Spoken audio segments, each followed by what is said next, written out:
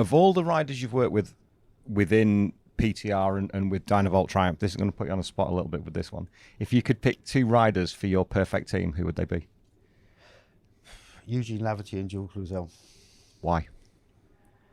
Both those riders, now, because of all the electronics we have, young riders and all riders become less and less knowledgeable about exactly how a motorcycle works.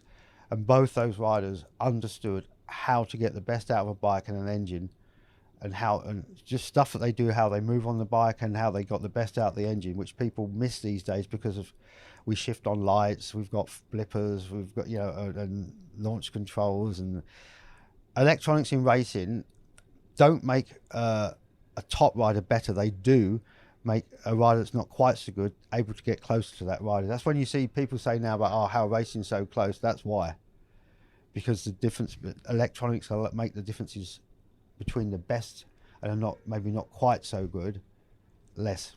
That makes perfect sense. And electronics can make racing safer in a certain way, but they do help.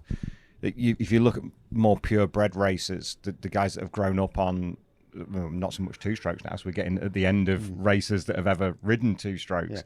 Yeah. But the more naturally gifted riders, when you see how they do it, plus the electronics, so the more gifted riders turn the electronics down. They do, to a safety point for the bike. The riders that achieve the most are the ones that understand the bike. If you understand what you're riding and how to get the best out of it, that's the difference. You can get to a certain point with the aid of electronics and natural talent, but then you have the people that actually make the beat, get right to the top of the people that understand how to get the best out of it, as well as working with the electronics.